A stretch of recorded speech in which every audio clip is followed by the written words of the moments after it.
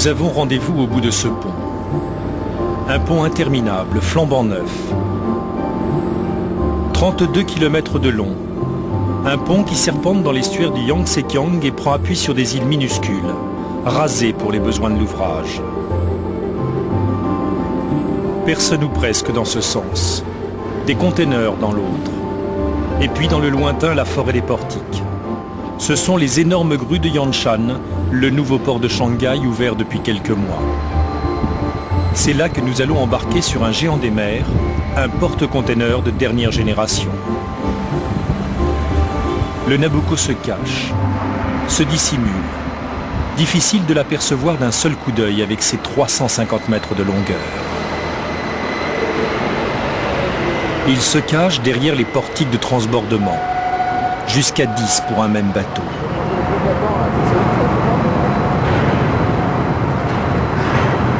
Des containers qui débarquent, deux par deux, jusqu'à 80 tonnes de marchandises à la fois. Difficile de faire mieux.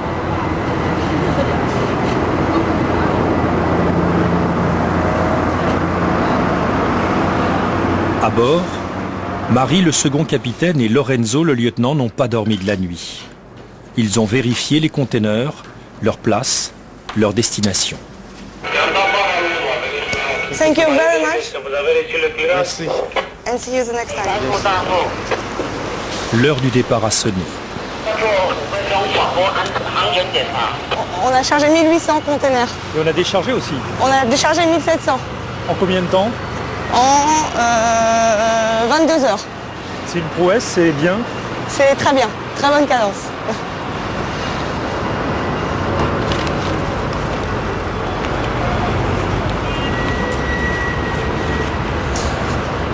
Qu'est-ce qui reste là? En fait, je sais pas exactement où en est la situation. Parce qu'ils vont trop vite. Ah bon? Et il n'y a que 2 personnes sur le pont. T'arrives pas à suivre là? C'est pas que j'arrive pas à suivre, c'est que je sais pas exactement combien il reste à charger. Pendant 6 jours, le temps des escales dans les ports chinois, rares seront les moments de repos. Marie Guillou, le second capitaine sur le Nabucco, est partout.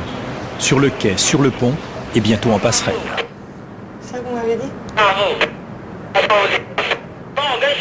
Je viens juste de me lever, donc je suis un petit peu surpris.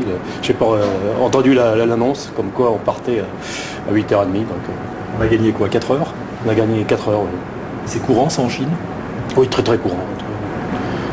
Et ils font de telles cadences que on a des fois du mal à suivre. Bon, donc là, 7 minutes alors. Allez, à tout à l'heure. À tout à l'heure. Faut faire tous les papiers maintenant. En 10 minutes. Ça a changé quelque chose de part de Yanshan? Oui, ça a changé beaucoup au niveau chargement pour les tirants d'eau. S'il n'y a pas d'eau dans le port de Shanghai, dans l'ancien port de Shanghai.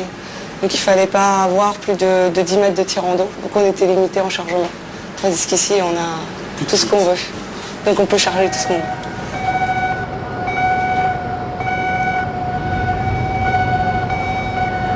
C'est le dernier flot qui est en train de se charger.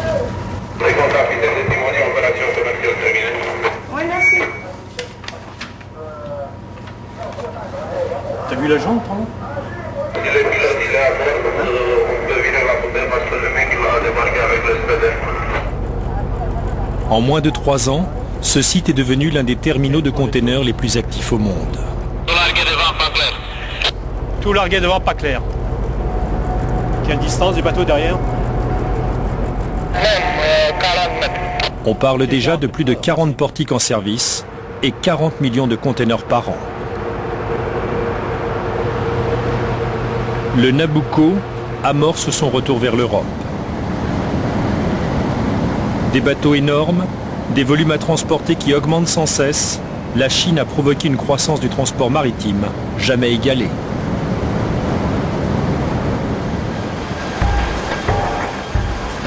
« 93 000 chevaux, 12 cylindres, le tout à 96 tours minute. C'est Yannick, le second mécanicien, qui veille sur cette cathédrale mécanique. Après des années de navigation le long de la côte d'Afrique, Yannick découvre l'Extrême-Orient, un autre monde. C'est abîmé? Non, Tu refermes. les câbles ne touchent pas, rien du tout. On va faire une photo avant. Ok.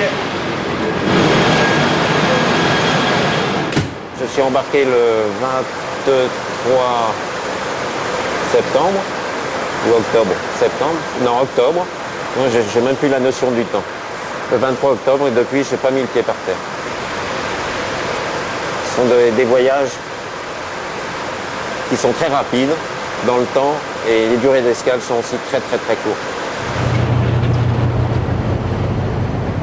On vient grosso modo tous les 4 mois, et tous les 4 mois ça change. On découvre des choses nouvelles.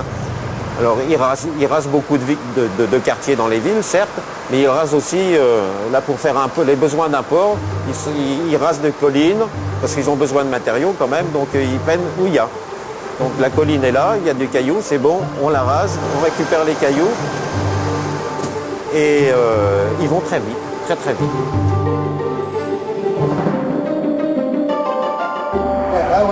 Vous n'avez qu'à garder la même vitesse, la même. Vous prenez sans doute le cap 140, là vous suivrez le chenal et puis c'est bon. Parfait. Vous voyez les autres bateaux qui remontent le chenal? Oui. Il suffit de suivre le chenal, mais du bon côté. Ok. Dans l'estuaire du Yangtze, il n'y a plus de limite à la taille des bateaux. Le trafic s'accroît et les pilotes chaque jour sont un peu plus pressés.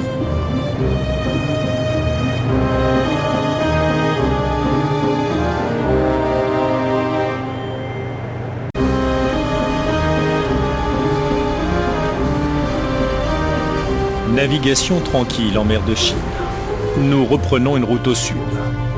Notre prochaine escale n'est qu'à quelques heures. Guy a emprunté les jumelles du capitaine. Nous ne sommes jamais seuls dans ces parages. Godelieve, son épouse, goûte à la température qui se radoucit. Tous deux sont passagers sur le Nabucco. Ils ont choisi d'embarquer au Havre pour ne débarquer qu'au Havre. 50 jours d'un voyage en boucle et une autre vision du monde. Moi, c'est pas encore tellement l'escale qui m'intéresse, c'est le voyage. Et j'étais fort intéressé par ce nouveau port de Shanghai que je connaissais pas, parce qu'il y a 3 ans, nous étions dans l'autre port de Shanghai, qui était sur le Yangtze, si on le remonte, avant Wusong, et puis avant ça, c'était le port de Shanghai sur le Huangpu. Ce nouveau port à Yangshan, on le connaissait pas. Mais c'est pas croyable pour nous, Européens, Belges, quand on voit ce qu'il faut chez nous pour construire un demi-rond-point mal fichu qu'on va pas pouvoir prendre avec une voiture qui est plus grande qu'une Twingo. Et quand on voit ici qu'en 3 ans, ce qu'ils ont construit comme port, les portiques, les ponts, l'autoroute qui va à Shanghai, je crois que ça permet aussi de comprendre que la Chine, comme disait l'autre, elle s'éveillera un jour, mais sacré diable, elle est vachement éveillée. Hein.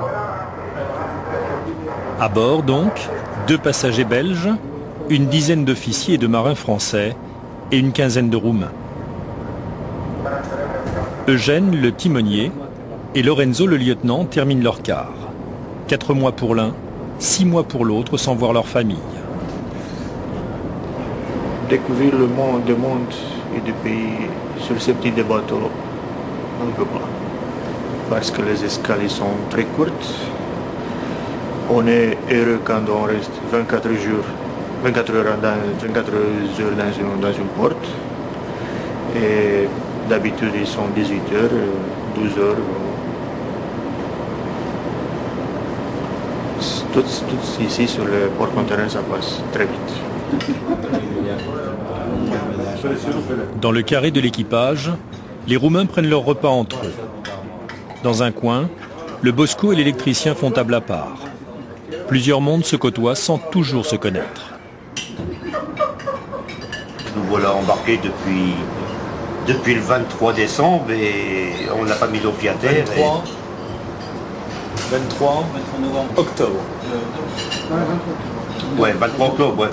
On perd la notion du temps. Ouais. 23 octobre et puis on n'a pas mis nos pieds à terre et puis voilà. Vous n'avez pas encore mis le pied à terre? Non, j'ai pas mis mes pieds à terre, moi non. C'est pas grave. C'est le roulement, quoi. C'est le bateau qui est comme ça, hein. Que voulez-vous? On est en mer et puis au port, aussi bien tourner du nord que tourner chinoise, on travaille jour et nuit et on est dessus quoi. Ouais. Le repas du soir terminé, le bateau se vide.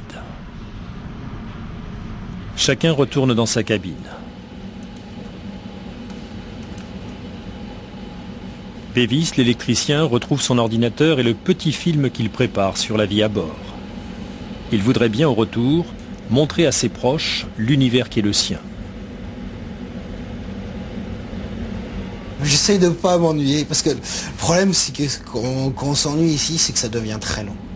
Dès qu'on n'a rien à faire et on regarde passer l'heure et puis après ça devient les jours et puis on a l'impression que ça fait des mois qu'on est là et ça fait 3 jours.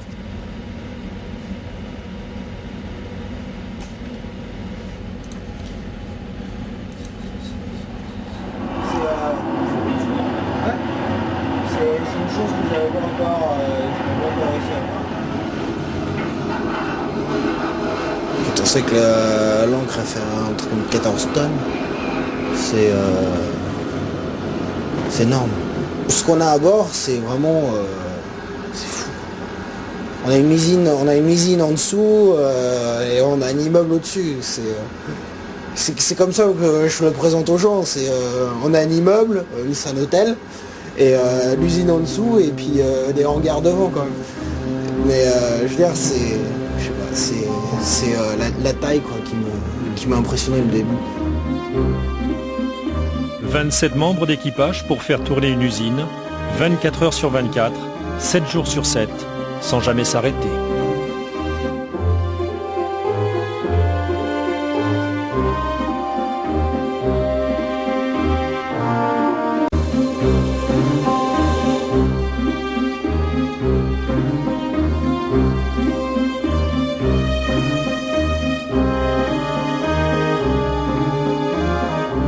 Shanghai est déjà loin. Quelques heures de navigation et la côte se rapproche. À nouveau des îles. Nous approchons de Ningbo dans la province du Zhejiang. Ningbo est à moins de 300 km de Shanghai par la mer. Ningbo, c'est ce port en eau profonde avec 18 mètres de tirant d'eau protégé par sa géographie. L'un des 3 ports de commerce historiques de la Chine depuis le premier millénaire. Ici, contrairement à Shanghai, pas de travaux pharaoniques, pas d'îles qu'il aurait fallu raser. Ningbo est un port naturel. Depuis quelques années, toutes les grandes compagnies mondiales font escale sur ses quais.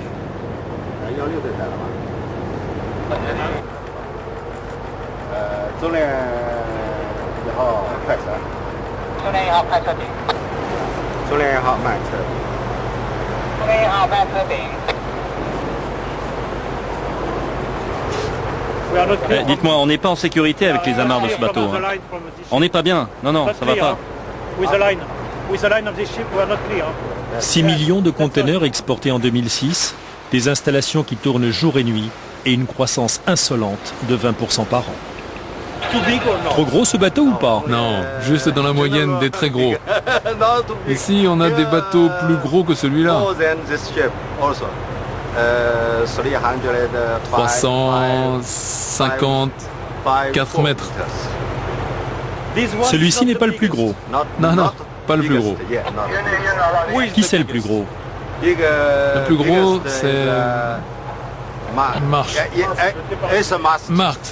Merckx. Merckx, non? Oui, Merckx. La compagnie Merckx. Il y en a un devant sur l'autre quai. Bon, ils ont peut-être davantage d'habitude que nous de manœuvrer ce genre de bateau, quoi. Mais bon, c'est vrai que c'est pas évident, compte tenu de la taille du navire. Vous voyez bien qu'on a le bateau, il fait 334 mètres de long. Tenez, c'est un nœud chinois. Pour la chance, un porte-bonheur. Merci. C'est pour porter chance? C'est ça, un nœud chinois. Merci, c'est très gentil. Je vous en prie. Pour la chance.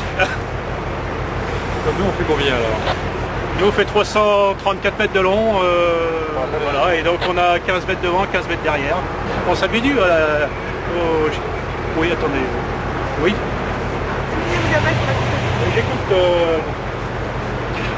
fait de... Ok, tu vires sur la garde, je donne un petit coup en avant.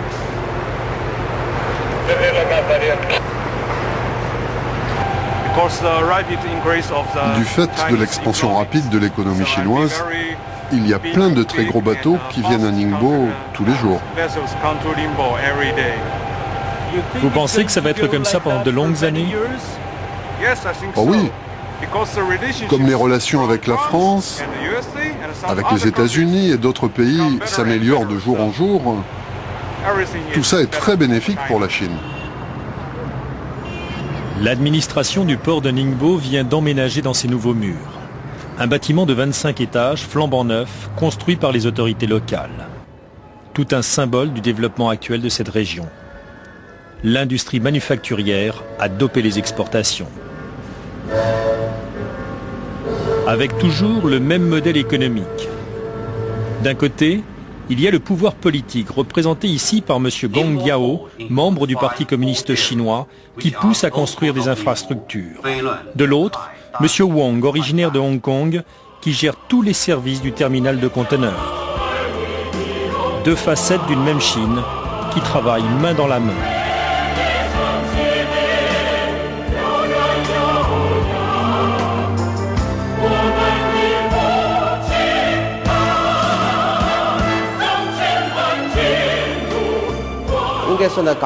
Dans la phase de développement où nous nous trouvons, il faut encore poursuivre l'extension du port.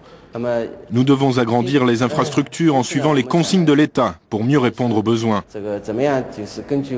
Avec Hutchinson Wanpu, nous avons formé une joint venture, voilà 5 ans.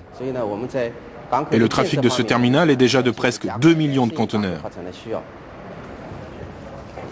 Au 25e étage, M. Wong visite les nouvelles salles de contrôle de l'autorité portuaire. Informatique omniprésente et gestion rationalisée. Ningbo pourrait bien un jour faire de l'ombre à Shanghai. Je dirais que Ningbo peut se développer plus vite que Shanghai si l'État n'intervient pas. Ça veut dire quoi? Il faudra préserver les équilibres. On ne peut pas laisser Ningbo se développer et voir Shanghai un jour dépassé loin derrière. Ce n'est pas la façon de faire ici. Vous voulez dire que le pouvoir politique intervient pour réguler et préserver la concurrence entre les ports? C'est trop délicat de répondre à cette question. Mais ça ressemble à ça. Je dirais que l'État dicte les équilibres. Ces dernières années, la gestion des ports chinois est passée entre les mains des sociétés privées. Hutchinson Wanpu, le groupe de M. Wong, l'un des premiers groupes au monde basés à Hong Kong, a raflé la mise. Longtemps, les autorités de Pékin ont construit des infrastructures sans trop se poser de questions. Désormais, elles veulent les rentabiliser. Eugène, le timonier, assure son tour de propreté.